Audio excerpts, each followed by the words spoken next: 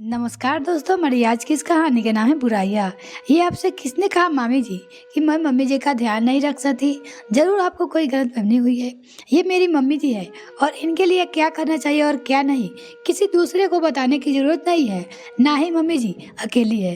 तृप्ति ने कमरे में घुसते हुए कहा और साथ में लाया चाय नाश्ता उनके सामने रख दिया। तृप्ति के साथ कांता जी कतार निगाह से अपनी बहू को देख रही थी।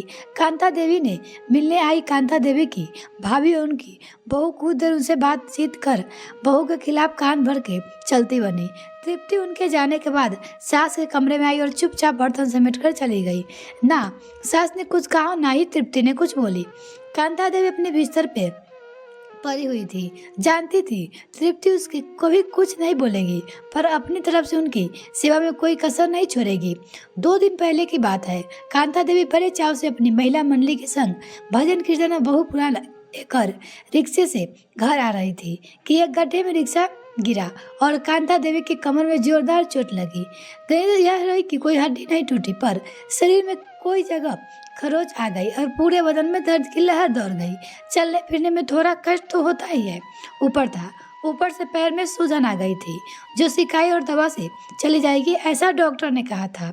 अब दिन भर इधर उधर घूमकर बहू की ढेरों बुराई करने वाली कांता देवी को समझ नहीं आ रहा था कि बहू उनका सेवा करेगी या फिर नहीं।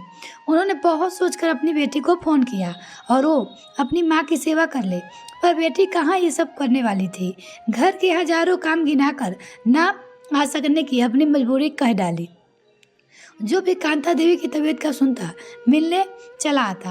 अब हर समय अपनी बहू की तारीफ इस तरीके से हो कि लोग की सांस में हमदर्दी जताने आएंगे। रात को तृप्ति कांता देवी के लिए खाना लेकर कमरे में आई। बेड पर एक छोटा मेज रखा था, उस पे प्लेट रखकर बोली, खाने में दिक्कत हो तो बता दीजिएगा, मैं इधर ही हूँ। कह वो उनकी रात की दवाइयाँ निकालने लगी। बहू अपनी सास को माफ नहीं करेगी। अचानक से कांता देवी ने कहा, किस बात की माफी मम्मी जी, और आप माफी क्यों मांग रही हो? तृप्ति अचानक उनको तरफ देखते हुए बोली, बहू तू सब जानती है, मुझे पता है आज की बात से तू बहुत दुखी भी है। भाभी के साथ मुझे भी ये सब बातें नहीं करनी चाहिए थी। उनकी अपनी बहू से भी बनती नहीं, मुझे सिखाने चली आती है। रोटी का कोर हाथ में थमा रूढ़े गले से कांता देवी कहने लगी, जो हुआ सो हुआ मम्मी जी, अभी पहले आप खाना खाइए, फिर बात करेंगे। तृप्ति सास के हाथ को पकड़ रोटी का कौर मुंह में देते हुए बोली। कांता देवी हर कौर के साथ सोच रही थी कि तृप्ति की पसंद यूं बेटे ने किया था, पर पूरे परिवार की रजामंदी और सब विधि विधान के साथ वो घर में बहू बनकर आई थी।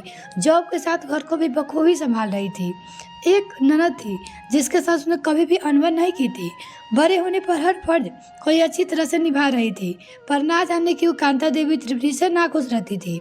शायद बेटा अनूप माँ से ज्यादा पत्नी को समय देने लगा था, उसकी तारीफ किया करता था, जो कहीं न कहीं कांता देवी को खटकने लगा था।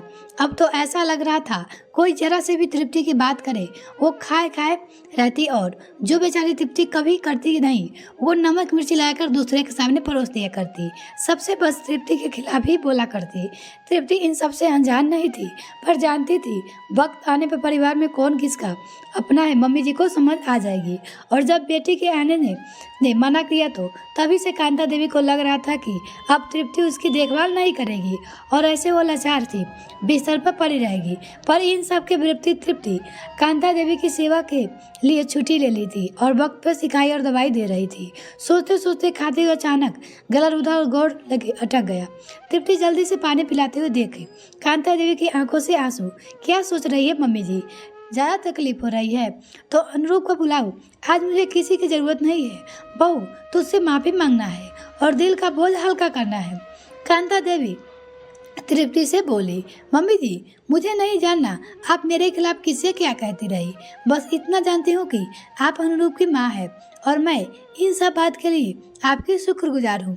अनुरूप को कुछ नहीं पता आप मेरे बारे में क्या करती है और कहती है। मैं चाहती हूँ कि ना ही वो जाने और वो सब जाने। बस एक ही बात आपसे कहूँगी, आप जितना किसी दूसरे से कहेंगे उतना ही उनको कहने का मौका मिलेगा। ये हमारे घर की बात है। आपको मुझसे कोई शिकायत है तो सीधे मुझसे बात कहिए। ये दूसरे तीसरे कहने की वो हमें रिश्ते को कमजोर करते चले जाएंगे। परिवार में रहने का मतलब ही यही है कि होता है कि किसी का सुख दुख का सबका साथ हो। आप तकलीफ में कोई करने वाला नहीं आएगा, बात बना चले जाएंगे, पर आप मेरा परिवार है। आपका मैं जितनी अच्छी तरह से जानूंगी समझूंगी, दूसरे कभी नहीं। बस आज के बाद ना आप किसी की बुराई सुनिएगा, ना ही किसी की करिएगा। हम एक बार अपने घर के दरवाजे सबके लिए खुला छोड़ देंगे। वो लोग हमारे घर की अनकही बात में नमक मिर्च लगाकर करेंगे। जब हम किसी के खिलाफ एक कहते हैं, वो मजे लेकर चार और जोड़ देते हैं। तृप्ति के सास हाथों को प्यार से चलाते हुए बोली, सच में बहू, तेरी सास ये गलती हो गई कि अब नहीं होगी। जैसे परिवार को संभाल कर रखने की जिम्मेदारी तेरी है, वो बुरी बला से बचाने की जिम्मेदारी होनी चाहिए। और मैं अच्छी भलू बहू को पूरा बनाने चली थी। अब कोई कुछ कहे तो मैं उसे चुप करा दूंगी। कांता देवी ने कहा, ये हुई ना माँ बनने वाली बात। अब चलिए दाल चावल खाकर आराम करिए, और एक फिर कोई मिलने आएगा, ये देखने के लिए अपने परिवार में अपनी बहू का अपना ध्यान नहीं रख रही है। तृप्ति ऐसा कहने से दोनों सास बहू हंस दी। सच ही तो है, अपने परिवार के किसी के सदस्य के खिलाफ आप जरा से कुछ कहेंगे, सामने वालों को मौका मिलेगा और परत बातें की झड़ी लगाकर अपने परिवार की धज्जियां उड़ा देंगे, चाहे वो आपके परिवार में कैसा भी हो। परिवार की इज्जत अपने हाथों में होती है, चाहे वो सास बहू का रिश्ता ही क्यों ना हो। इसलिए अपने रिश्ते के खिलाफ कहने से पहले एक बार जरूर सोचना लेना चाहिए। हमारी नेक्स्ट कहानी के नाम है सबक। अगर मेरे चैनल को अभी तक सब्सक्राइब नहीं किया तो फिर मेरे चैनल को जल्दी सब्सक्राइब कीजिए। मम्मी जी, आपके झुमके बहुत सुंदर है, आप पर बहुत अच्छे लग रहे हैं। बहू प्रीति ने सासू माँ उषा की तरफ करते हुए कहा, तुझे पसंद है बहू, तुम पहन लो। उषा जी ने कहा, अरे नहीं माँ, आप जरा उतारिए मत, आप पर यह झुमका बहुत सुंदर लग रहा है। तारीफ से आपको रोक ना पाई। बहू की आंखों में झुमका उतरते देख चमक आ गई। उषा जी ने झुमका उतारकर बहू के हाथ में रख दिया। थोड़े ना नुकुर के बाद प्रीति ने खुशी खुशी झुमका पहन लिया। उषा जी ने सोचा, बहू को प्यार दूंगी तभी तो बहू मुझे माँ समझेगी। अब अक्सर ऐसा होने लगा। उषा जी कुछ ही पहनती, प्रीति ढेर तारीफ करती, तब उषा जी उसे दे देती। एक दिन उषा जी के पति उन्हें समझाया, बहू खुद भी इतना कमाती है, फिर भी तुम्हारे गहने कपड़े पर आंख लगाए रहती है। तुम बहू को दो, मैं मना नहीं करता, पर ध्यान रखो, अति हर चीज की बुरी होती है। उसे गलत आदत मत लगाओ। बच्ची है, उसे पसंद आ गया तो मैंने दे दिया, कौन सा लेकर भाग जाएगी। उषा जी ने बहू की तरफदारी करते हुए अपने पति से कहा, बात आ गई हो। एक दिन उषा जी को शादी में जाना था, कांजीवर साड़ी पहननी तो उसने झुमका पहनने का मन आया। प्रीति से मांगने गई तो बोली, वो तो मैं लॉकर में रखाई। मम्मी जी, बहू लॉकर में रखने की क्या जरूरत थी। उषा जी अपनी बहू से कहती है, मम्मी जी, मैंने सोचा चोरी ना हो जाए, इसलिए मैं अपने लॉकर में जाकर रखाई। उषा जी अपने कमरे में लौट आई।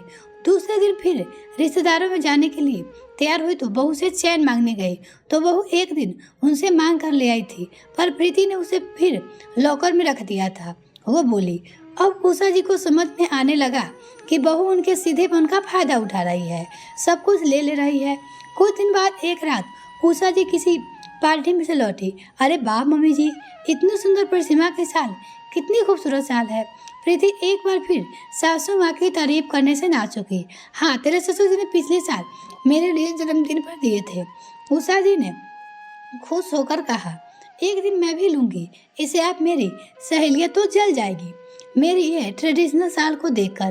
प्रीति बोली, ये प्योर वर्जिना का है, तेरे ससुर जी ने अपने दोस्त से कश्मीर से मंगवाया था। उषा जी ने बताया।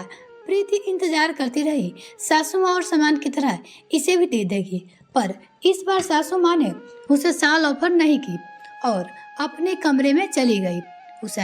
उषा के दिमाग में दूसरी खिचड़ी पक रही थी, बहू को कैसे सबक सिखाया जाए।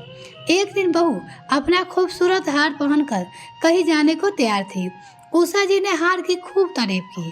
अगली सुबह उषा जी की बहू ने हार पहनने को मांग लिया। बहू ना कह पाई। अब उषा जी बहू के हर सामान की उसकी तरह मांग लेती। जब बहू मांगती तो बोल देती, अपने लॉकर में रख के आई। बहू को समझ में आ गया था कि अब दाल नहीं गलने वाली। एक दिन उषा जी के सारे गहने वापस कर बोली, मम्मी जी, मुझसे गलती हो गई, मैं आज आपके सारे गहने लॉकर से निकाल लाई हूँ, अब आप मेरे गहने को दे दीजिए। प्रीति अपने सासू माँ से कहती है। उषा जी मन ही मन मुस्कुराई। नादान लड़के चले सास से पंगा लेने। इन दोनों कहानी में से कौन सी कहानी आपको सबसे ज़्यादा पसंद आई, हमें कमेंट सेक्शन में लिखना ना भूलें। मिलते हैं किसी और वीडियो में फ्रेंड, तब तक के लिए bye. Thanks for watching this video. अगर मेरे चैनल को अभी तक सब्सक्राइब नहीं किया तो प्लीज़ मेरे चैनल को जल्दी से सब्सक्राइब कीजिए।